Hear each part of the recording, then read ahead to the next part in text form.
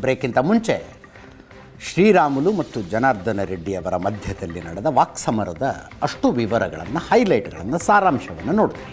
ನನ್ನ ಕೊಲೀಗ ಪ್ರಶಾಂತ್ ನಾಥ್ ನೇರ ಸಂಪರ್ಕದಲ್ಲಿದ್ದಾರೆ. ಪ್ರಶಾಂತ್, ಕಾಲಚಕ್ರ ಒಂದು ಸುತ್ತ ಹಾಕ್ತು ಅನ್ಬೋದಾ? ಫ್ರೆಂಡ್ಶಿಪ್ ಡೇಗೆ ಒಂದು ಎಪಿಸೋಡ್ ಮಾಡಿಸಿದ್ದೆ ನಾನು. ಸ್ನೇಹಕ್ಕೆ ಉದಾಹರಣೆ ರಾಮುಲು ಜನಾರ್ದನ ರೆಡ್ಡಿ ಅಂತ.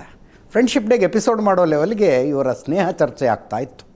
ಅದೇ ಜನಾರ್ದನ್ ರೆಡ್ಡಿ ದಿಲ್ಲಿಗೆ ಒಂದು ಸಲ ಬಂದಾಗ ನನ್ನ ಹತ್ರ ಹೇಳ್ತಾಯಿದ್ರು, ನಾನು ಕರುಣಾಕರ್ ರೆಡ್ಡಿ, ಸೋಮಶೇಖರ್ ರೆಡ್ಡಿ ಜೊತೆ ಜಗಳ ಆಗ್ಬೋದು, ಬಿಡ್ಬೋದು, ಆದರೆ ನಾವಿಬ್ಬರು ರಾಮ ಲಕ್ಷ್ಮಣರಿದ್ದಂಗೆ ನನ್ನ ಮತ್ತು ರಾಮುಲು ನಡುವೆ ಯಾವತ್ತಿಗೂ ಜಗಳ ಆಗೋಕ್ಕೆ ಸಾಧ್ಯ ಇಲ್ಲ. ಯಾಕಂದರೆ ರಾಮುಲು ನನ್ನ ತಮ್ಮ, ಒಡ ಹುಟ್ಟಿದ ತಮ್ಮ ಅಂತಲೇ ನಾನು ಕನ್ಸಿಡರ್ ಮಾಡ್ತೀನಿ.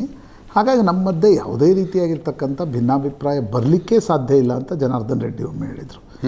ನನಗೆ 99ರಲ್ಲಿ ಕೂಡ ಇನ್ನೂ ಕಣ್ಣಿಗೆ ಕಟ್ಟಿದಂತಿದೆ. 99 ಸುಷ್ಮಾ ಸ್ವರಾಜ್ ಬಳ್ಳಾರಿಗೆ ಲೋಕಸಭಾ ಚುನಾವಣೆಗೋಸ್ಕರ ಬಂದರು. ಹೌದು. ಆಗ ರಾಮುಲು ಬಳ್ಳಾರಿ ವಿಧಾನಸಭೆಗೆ ಸ್ಪರ್ಧೆ ಮಾಡಿದರು. ರಾಮುಲು ಅವಾಗ MP ಪ್ರಕಾಶ್ ಕೂಡ ಇದ್ರು, JDU ಜೊತೆ ಮೈತ್ರಿಯಾಗಿತ್ತು ಇವ್ರದ್ದು. ಮೇಲೆ ಕಮಲ ಕೆಳಗೆ ಬಾಣ ಅಂತೆಲ್ಲ ಪ್ರಚಾರ ಮಾಡ್ತಾ ಇದ್ರು. ಆಗ ಜನಾರ್ದನ್ ರೆಡ್ಡಿ ಎನೋಬಲ್ ಇಂಡಿಯಾ ಅಂತಕ್ಕಂಥ ಒಂದು ಸಣ್ಣ ಸಂಸ್ಥೆ ನಡೆಸ್ತಾ ಇದ್ರು. ಯಾಕಂದ್ರೆ ನಾನು ಕಾಲೇಜಲ್ಲಿದ್ದೆ ಜಿ, ಚುನಾವಣೆ ಆಸಕ್ತಿಯ ಕಾರಣದಿಂದ ನಾನು ಬಳ್ಳಾರಿಗೆ ಇದನ್ನು ನೋಡ್ಲಿಕ್ಕೆ ಹೋಗಿದ್ದೆ. ಆಗ ರಾಮುಲು ಮತ್ತು ಜನಾರ್ದನ್ ರೆಡ್ಡಿ ಅವರ ಮೈತ್ರಿ ಇಬ್ರು ಏನು ಭಾಳ ಪಾಪ್ಯುಲರ್ ಇರಲಿಲ್ಲ. ಬಳ್ಳಾರಿ ನಗರ ಬಿಟ್ಟು ಹೊರಗಡೆ ಕೂಡ ಅವ್ರಿಗೇನು ಭಾಳ ದೊಡ್ಡ ಸಂಪರ್ಕಗಳಿರಲಿಲ್ಲ. ಆದರೆ ಅವರು ಏಕಕಾಲಕ್ಕೆ, ಅಂದರೆ 2000 ಏನು ಚೈನಾ ಒಲಿಂಪಿಕ್ಸ್ನ ಬೂಮ್ ಗಣಿಗಾರಿಕೆಯಲ್ಲಿ ಶುರು ಆಯಿತು, ಆಗಲೂ ಕೂಡ ಅವರು ದಿಲ್ಲಿಗೆ ಬರ್ತಾ ಇದ್ದದ್ದನ್ನು ನಾನು ಅನೇಕ ಬಾರಿ ನೋಡಿದ್ದೀನಿ ಅವ್ರನ್ನ. ಅಂದರೆ ಕರ್ನಾಟಕ ಭವನದಲ್ಲಿ ರೂಮ್ ಸಿಗಲಿಲ್ಲ ಅಂತ ಇಬ್ಬರು ಕರ್ನಾಟಕ ಭವನದ ಲಾಬಿಯಲ್ಲಿ ಕುಳಿತುಕೊಂಡು ಇಡೀ ರಾತ್ರಿಯನ್ನು ಕಳೆದಿರ್ತಕ್ಕಂಥವ್ರು. ಮತ್ತು ಬಂದರೆ ಯಾವ ರೀತಿ ಇಬ್ಬರು ಅಂದರೆ ಜೊತೆಗೆ ಬರ್ತಾಯಿದ್ರು, ಜೊತೆಗೆ ಹೋಗ್ತಾಯಿದ್ರು. ಮತ್ತು ರಾಮುಲು ಹೇಳಿದ್ದನ್ನು ಜನಾರ್ದನ್ ರೆಡ್ಡಿ ಎಲ್ಲ ಗಳಿತಾ ಇರಲಿಲ್ಲ. ಇಬ್ಬರ ನಡುವೆ ಆ ರೀತಿಯಾಗಿರ್ತಕ್ಕಂಥ ಸಂಬಂಧಗಳಿದ್ವು. ಆದರೆ ನೋಡಿ, ಪಾಲಿಟಿಕ್ಸ್ನಲ್ಲಿ ಇದು ಏನು ಹೇಳುತ್ತೆ ಅಂದರೆ, ರಾಜಕಾರಣದಲ್ಲಿ ಮಿತ್ರ ಕೂಡ ಶತ್ರು ಆಗ್ತಾನೆ ಅನ್ನೋದಕ್ಕೆ ಇದನ್ನು ಯಾರೂ ಕೂಡ ಎಕ್ಸ್ಪೆಕ್ಟ್ ಮಾಡಿರಲಿಲ್ಲ ಅಲ್ಲ. ಹೌದು. ಈಗ ರಾಮುಲು ಅವರಿಗೆ ನಾನು ಈ ಸಂಬಂಧಗಳು ಹದಗೆಟ್ಟ ಮೇಲೂ ಕೂಡ 10 ಸಲ ಅವರು ಇಲ್ಲಿ ಬಂದಾಗ ನಾನು ಅವ್ರನ್ನ ಕೇಳಿದ್ದೀನಿ. ನಾನು ಅನೇಕ ಬಾರಿ ಅವ್ರನ್ನ ಬೆಂಗಳೂರಲ್ಲಿ ಭೇಟಿಯಾಗಿದ್ದೀನಿ. ಏನು ನಿಮ್ಮಿಬ್ಬರ ಮಧ್ಯೆ ಜಗಳ ಏನು ಜಗಳ ಅವ್ರು ಹೇಳಲಿಕ್ಕೆ ಮುಜುಗರ ಪಡ್ತಾಯಿದ್ರು. ಆದರೆ ರಾಜಕಾರಣದಲ್ಲಿ ನೋಡಿ ಹೇಗಾಗತ್ತೆ, ಒಂದು ಸಂಡೂರಿನ ಬೈ ಇಲೆಕ್ಷನ್ಸ್ ಇಬ್ಬರ ಜಗಳವನ್ನು ಒಂದು ರೀತಿ ಬಟಾಬಯಲು ಮಾಡಿಟ್ಟಿದೆ. ಯಾವ ರೀತಿಯಾಗಿರ್ತಕ್ಕಂಥ ಸರಿ ಇರಲಿಲ್ಲ ಇಬ್ಬರ ಮಧ್ಯೆ ಅನ್ನೋದು ಅಂದಾಜಿತ್ತು. ಅದು ಜನಾರ್ದನ್ ರೆಡ್ಡಿ ಮರಳಿ ಪಕ್ಷಕ್ಕೆ ಬಂದಾಗ ಅವತ್ತಿನ ಆ ದೃಶ್ಯಗಳನ್ನು ನೋಡಿದ್ರೆ ಅವರಿಬ್ಬರ ಮಧ್ಯದಲ್ಲಿ ಸರಿ ಇಲ್ಲ ಅನ್ನೋದು ಗೊತ್ತಾಗ್ತಿತ್ತು. ಬಾಡಿ ಲ್ಯಾಂಗ್ವೇಜ್ನಲ್ಲಿ ಗೊತ್ತಾಗ್ತಿತ್ತು. ಅದೇ ನನಗನ್ಸುತ್ತೆ ಮೋರ್ ದೆನ್ ಪಾಲಿಟಿಕ್ಸ್ ಇದರಲ್ಲಿ ಪರ್ಸ್ನಲ್ ರೀಸನ್ಸ್ಗಳು ಕೂಡ ಇವೆ. ಮೇ ಬಿ ಅವ್ರ ಪರ್ಸ್ನಲ್ ರೀಸನ್ಸನ್ನು ಇಬ್ಬರು ಕೂಡ ಹೇಳಲಿಕ್ಕೆ ಇಷ್ಟಪಡಲ್ಲ. ಆದರೆ ಅನೇಕರು ಅವರ ಆಪ್ತರು ಹೇಳುವ ಪ್ರಕಾರ ಮೋರ್ ದೆನ್ ಪಾಲಿಟಿಕ್ಸ್ ಇದರಲ್ಲಿ ಪರ್ಸ್ನಲ್ ರೀಸನ್ಸ್ಗಳು ಕೂಡ ಇವೆ. ಮತ್ತು ಒಂದು ಚಕ್ರ ನೋಡಿ, ನೀವು ಹೇಳಿದ್ರಲ್ಲ, ಒಂದು ಚಕ್ರ ಸುತ್ತು ಬಂದರೆ ಏನಾಗುತ್ತೆ ಅನ್ನೋದಕ್ಕೆ ಸುಮಾರು 25 ವರ್ಷಗಳ ಹಿಂದೆ ರಾಮುಲು ಮತ್ತು ಜನಾರ್ದನ್ ರೆಡ್ಡಿ ಯಾವ ರೀತಿ ಬಳ್ಳಾರಿಯಲ್ಲಿ ರಾಜಕಾರಣ ಶುರು ಮಾಡಿದ್ರು. ಕಾಂಗ್ರೆಸ್ ಯಾಕೆ ಸೋನಿಯಾ ಗಾಂಧಿ ಬಳ್ಳಾರಿಗೆ ಬಂದಿದ್ರು? ಅದು ಕಾಂಗ್ರೆಸ್ನ ಭದ್ರಕೋಟೆಯಲ್ಲಿ ಒಂದು ಅಂತ. ಇಡೀ ದಕ್ಷಿಣ ಭಾರತದಲ್ಲಿ 2 ಸೀಟ್ಗಳು ಇದ್ದು, ಒಂದು ರಾಯಲಸೀಮಾ ಭಾಗದಲ್ಲಿ ಒಂದು ಸೀಟ್ ಇತ್ತು, ಇನ್ನೊಂದು ಬಳ್ಳಾರಿ ಇತ್ತು. ಅಲ್ಲಿ ಮಾತ್ರ ಕಾಂಗ್ರೆಸ್ ಯಾವತ್ತಿಗೂ ಕೂಡ ಸೋತಿರಲಿಲ್ಲ. ಆ ಕಾರಣದಿಂದ ಸೋನಿಯಾ ಗಾಂಧಿ ಬಳ್ಳಾರಿಗೆ ಬಂದಿದ್ರು. ಅಂಥ ಕಾಂಗ್ರೆಸ್ಸನ್ನು 2004, 8, 13ರ ಚುನಾವಣೆವರೆಗೂ ಕೂಡ ಒಂದು ರೀತಿ ಇಡೀ ಬಳ್ಳಾರಿಯನ್ನು ಹಿಡಿದುಟ್ಕೊಂಡಿದ್ರು. ಸಂಡೂರು ಬಿಟ್ಟು ಉಳಿದ ಎಲ್ಲ ಕ್ಷೇತ್ರಗಳು ಕೂಡ ರೆಡ್ಡಿ ಮತ್ತು ರಾಮುಲು ಬಳಿ ಇದ್ವು. ಆದರೆ ಜನಾರ್ದನ್ ರೆಡ್ಡಿ ಜೈಲಿಗೆ ಹೋದಾಗ ಏನಾಯಿತು, ಅದರಲ್ಲಿ ರಾಮುಲು ಅವರ ಅಳಿಯ ಏನು ಕಂಪ್ಲಿಯ ಶಾಸಕರಾಗಿದ್ದರು, ಅವರು ಮತ್ತು ಜನಾರ್ದನ್ ರೆಡ್ಡಿಗೆ ಏನು ವೈಮನಸ್ಸುಗಳು ಬಂದವು, ರಾಮುಲು ಅವ್ರಿಗೇನು ಬಂತು. ಯಾಕಂದರೆ ನಂಗೆ ನೆನಪಿದೆ ಅಜಿತ್, ಜನಾರ್ದನ್ ರೆಡ್ಡಿ ಜೈಲಿಗೆ ಹೋದಾಗ ರಾಮುಲು ಅತ್ಯಂತ ಕಷ್ಟದ ಪರಿಸ್ಥಿತಿಯಲ್ಲಿದ್ದರು. ಹೌದು. ಅಂದರೆ ಜಗತ್ತೆಲ್ಲ ಹೇಳ್ತಾ ಇತ್ತು ಭಾಳ ದುಡ್ಡಿದೆ, ಚಿನ್ನದ ಕುರ್ಚಿ ಅಂತೆಲ್ಲ ಹೇಳ್ತಾ ಇದ್ರು. ಆದರೆ ಜನಾರ್ದನ್ ರೆಡ್ಡಿ ಹೋದಾಗ ನಾನು ನಿಮಗೊಂದು ಘಟನೆ ಹೇಳ್ತೀನಿ. ದಿಲ್ಲಿಯಲ್ಲಿ ಇವ್ರ ಹತ್ರ ಒಂದು ಸ್ಕೋಡಾ ಗಾಡಿ ಇತ್ತು ಅಜಿತ್. ಆ ಸ್ಕೋಡಾ ಗಾಡಿಯನ್ನು ಇವರು PA ರಿಪೇರಿಗೆ ಬಿಟ್ಟಿದ್ದ. ನಮ್ಮನೆ ಹತ್ರ ಸರೋಜಿನಿ ನಗರ ಹತ್ರ ಒಂದು ಗ್ಯಾರೇಜಿಗೆ ಬಿಟ್ಟಿದ್ದ. ಆ ಗ್ಯಾರೇಜ್ನ ಮಾಲೀಕ ನನಗೊಂದ್ಸಲ ಅಚಾನಕ್ಕಾಗಿ ಸಿಕ್ಕ ಅವನು. ಸಿಕ್ಕಾಗ ಅವನು ನನಗೆ ತಾನೇ ಬಂದು ಹೇಳಿದ, कर्नाटक के आपका सांसद है ना रामुलू, उसका स्कोडा वापस लेके नहीं जा रहा है क्योंकि वो पैसा नहीं है उसके पास ಅಂತ. ಹಿ ವಾಸ್ ಸ್ಕೋಡಾ ರಿಪೇರಿ ಮಾಡಿಸಿ ದುಡ್ಡು ಕೊಡಕ್ಕೆ. ಸ್ಕೋಡಾ ರಿಪೇರಿ ಮಾಡಿದ ದುಡ್ಡು ಕೊಡಕ್ಕೆ ಅವ್ರ ಹತ್ರ ದುಡ್ಡು ಇರಲಿಲ್ಲ. ಯಾಕಂದ್ರೆ ಅದಕ್ಕಿಂತ ಮುಂಚೆ ನಾವು ಚರ್ಚೆ ಮಾಡ್ತಿದ್ವಿ ಹೆಲಿಕಾಪ್ಟರ್ ಎಷ್ಟಿದೆ ಅವ್ರ ಹತ್ರ ಅಂತ. ಹಾಂ, ಅಂದರೆ ಅವ್ರು ಪಾರಿಜಾತ ಇಲ್ಲಿ ಅಪಾರ್ಟ್ಮೆಂಟ್, ಈ ಪಾರಿಜಾತಕ್ಕೆ ಅವರು ಇಲ್ಲಿ ಬೆಳಿಗ್ಗೆ ಟಿಫಿನ್ ಮಾಡ್ತಾ ಇದ್ರು, ಮಧ್ಯಾಹ್ನ ಬಳ್ಳಾರಿಯಲ್ಲಿ ಊಟ ಮಾಡ್ತಾ ಇದ್ರು, ರಾತ್ರಿ ವಾಪಸ್ ಪಾರಿಜಾತಕ್ಕೆ ಬರ್ತಾ ಇದ್ರು ಅಂತೆಲ್ಲ ಚರ್ಚೆಗಳನ್ನು ನಾವು ಮಾಡ್ತಾ ಇದ್ವಿ.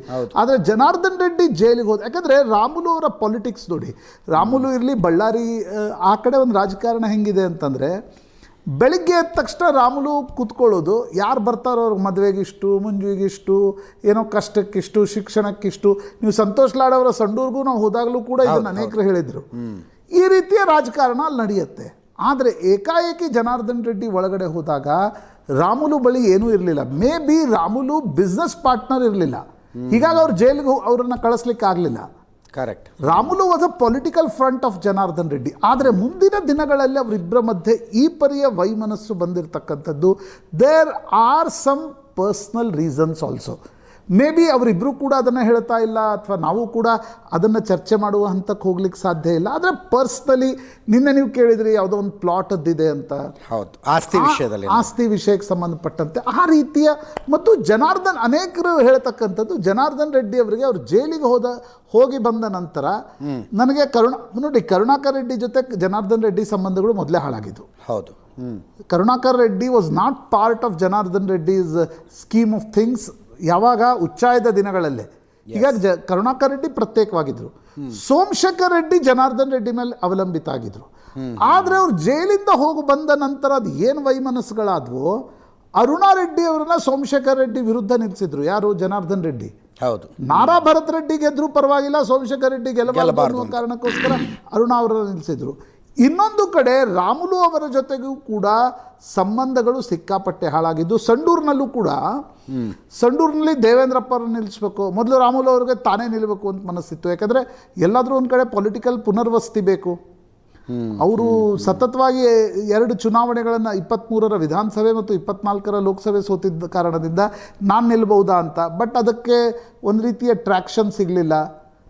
ಈಗ ಜನಾರ್ದನ್ ರೆಡ್ಡಿ ಮತ್ತು ಅವ್ರದ್ದು, ಈಗ ಜನಾರ್ದನ್ ರೆಡ್ಡಿ ಮತ್ತು ಅಲ್ಲಿನ ಅಭ್ಯರ್ಥಿ ಬಂಗಾರು ಹನುಮಂತು ಇಬ್ಬರೂ ಕೂಡ ರಾಮುಲು ಮೇಲೆ ಹೈಕಮಾಂಡ್ಗೆ ದೂರನ್ನು ಕೊಟ್ಟಿದ್ದಾರೆ. ರಾಮುಲು ನಮ್ಮ ಪರವಾಗಿ ಕೆಲಸ ಮಾಡಲಿಲ್ಲ ಅಂತ. ಎಸ್, ಆ ಕಾರಣದಿಂದ ಅಗರ್ವಾಲ್ ಇಲ್ಲ ನೀವು ಕೆಲಸ ಮಾಡಿಲ್ಲಂತೆ ಅಂತ ಹೇಳಲಿಕ್ಕೆ ಹೋದಾಗ ರಾಮುಲು ಸಿಟ್ಟಿಗೆದ್ದು ನಿನ್ನೆ ಕೋರ್ ಕಮಿಟಿಯಲ್ಲೆಲ್ಲ ರಾದ್ಧಾಂತಗಳು ನಡೆದಿವೆ. ಆದರೆ ಆ ರಾದ್ಧಾಂತದ ನಂತರ ಆದರೆ ಜನಾರ್ದನ್ ರೆಡ್ಡಿ ಮತ್ತು ರಾಮುಲು ನಡುವೆ ಈ ಪರಿಯ ಪ್ರತಿ ವಾಗ್ದಾಳಿಗಳು ನಡೆದಿರ್ತಕ್ಕಂಥದ್ದು.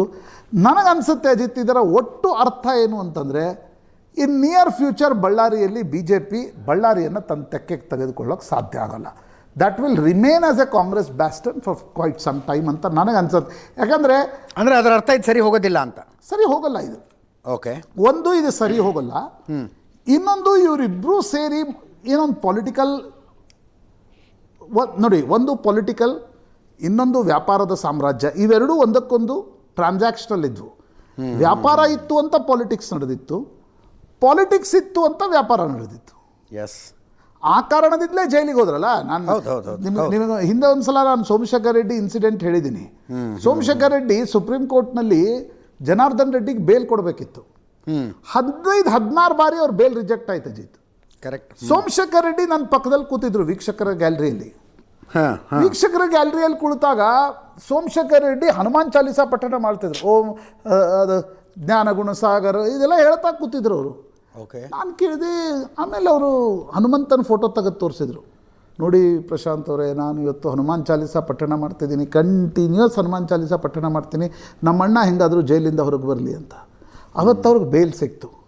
ಅಂದರೆ ನಾನು ಅವತ್ತವ್ರಿಗೆ ಕೇಳಿದೆ, ಇದೆಲ್ಲ ಬೇಕಿತ್ತೇನ್ರಿ ನಿಮಗೆ? ಅಂದರೆ ಈ ಶೋ ಆಫು, ಈ ಇಡೀ ಬ್ಲ್ಯಾಕ್ ಸ್ಟೋನ್ ಕಂಪ್ನಿಯಿಂದ ಹಿಡಿದು ನಿಮಗೆ ಆ ತುಮ್ಟಿ ಮೈನ್ಸ್ದಿಂದ ಜಗಳ ಶುರುವಾಗಿದ್ದು, ಕೊನೆಗೆ ಬೇಲೆಕೆರೆ ಬಂದರಿನ ಪ್ರಕರಣ ಇಡೀ ದೇಶದಲ್ಲಿ ಚರ್ಚೆಯಾಗಿ ನೀವು ಜೈಲಿಗೆ ಹೋಗ್ತಕ್ಕಂಥ ಪರಿಸ್ಥಿತಿ ನಿರ್ಮಾಣ ಆಯ್ತಲ್ಲ, ಇದೆಲ್ಲ ಬೇಕಿತ್ತಾ ಅಂತ ಕೇಳಿದೆ ನಾನು. ಆಗ ಸೋಮಶೇಖರ್ ರೆಡ್ಡಿ ನನಗೆ ಹೇಳಿದ್ರು, ಬೇಡಾಗಿತ್ತು ಪ್ರಶಾಂತ್ ಅವರೇ ಇದು ಅಂತ. ರಾಮುಲು ರಾಜಕಾರಣದಲ್ಲಿದ್ದ, ಸಾಕಿತ್ತು ನಾನು ರಾಜಕಾರಣಕ್ಕೆ ಬರೋದು. ಕರುಣಾಕರ್ ರೆಡ್ಡಿ ಏನೋ ಹರಪನಹಳ್ಳಿಯಲ್ಲಿ ಆ ಕಡೆ ರಾಜಕಾರಣ ಮಾಡ್ಕೊಂಡಿದ್ದ, ನಾನು ರಾಜಕಾರಣಕ್ಕೆ ಬರೋದು, ನಾವು ಇದನ್ನು ಒಂದು ರೀತಿ ಕೈಯಲ್ಲಿ ಹಿಡ್ಕೊಳ್ಳೋದು, ಬಿಸ್ನೆಸ್ಸು ಕೈಯಲ್ಲಿ, ರಾಜಕಾರಣನೂ ಕೈ, ನಾವು ಬಿಸ್ನೆಸ್ ಮಾಡ್ಕೊಂಡಿದ್ರೆ ಸಾಕಿತ್ತು. ರಾಮುಲು ಪಾಲಿಟಿಕ್ಸ್ನಲ್ಲಿದ್ದರೆ ಎಲ್ಲ ನಮ್ಮ ಸಮಸ್ಯೆಗಳು ಬರ್ತಿರಲಿಲ್ಲ ಅಂತ. ಆದರೆ ಮುಂದಿನ ದಿನಗಳಲ್ಲಿ ನೋಡಿ, ರಾಮುಲು ಜನಾರ್ದನ್ ರೆಡ್ಡಿ ದೂರ ಆದರು, ಸೋಮಶೇಖರ್ ರೆಡ್ಡಿ ಜನಾರ್ದನ್ ರೆಡ್ಡಿ ದೂರ ಆದರು, ಕರುಣಾಕರ್ ರೆಡ್ಡಿ ಜನಾರ್ದನ್ ರೆಡ್ಡಿ ದೂರ ಆದರು. ನನಗನ್ಸುತ್ತೆ ಅದರ ಒಟ್ಟಾರೆ ಫಾಲೋಔಟ್ ಅಜಯ್.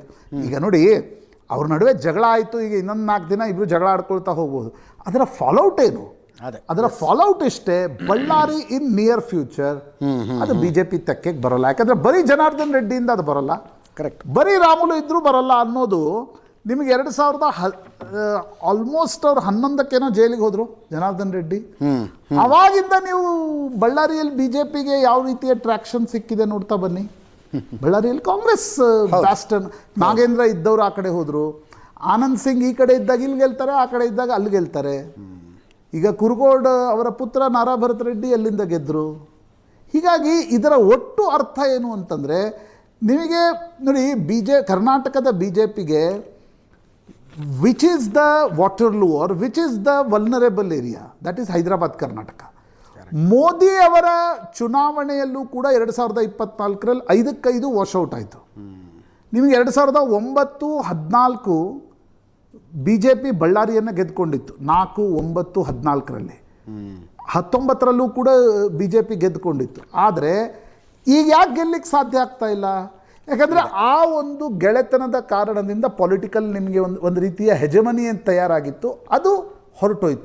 ನನಗನ್ಸುತ್ತೆ ಇವತ್ತಿನ ಜಗಳದ ಒಟ್ಟು ಅರ್ಥ ಅಂತಂದರೆ, ಬರೀ Janardhan Reddy politically he cannot be successful, ಬರೀ ರಾಮುಲು ಪೊಲಿಟಿಕಲಿ ಅವರಿಬ್ಬರು ಜೊತೆಗಿದ್ದಾಗ ಮಾತ್ರ ಒಂದು ಸಾಮ್ರಾಜ್ಯ ಕಟ್ಟಲಿಕ್ಕೆ ಸಾಧ್ಯ ಆಗಿತ್ತು. ಪ್ರಾಯಶಃ ಆ ಸಾಮ್ರಾಜ್ಯ ಒಂದು ಫುಲ್ ಸೈಕಲ್ ಇವತ್ತು ತೆಗೆದುಕೊಂಡಿದೆ ಅಂತ ಅನ್ಸುತ್ತೆ. ಅದರ ಜೊತೆಗೆ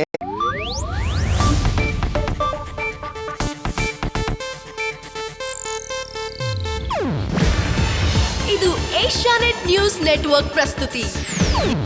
ನೀವು ನೋಡ್ತಿದ್ದೀರಾ ಏಷ್ಯಾನೆಟ್ ಸುವರ್ಣ ನ್ಯೂಸ್.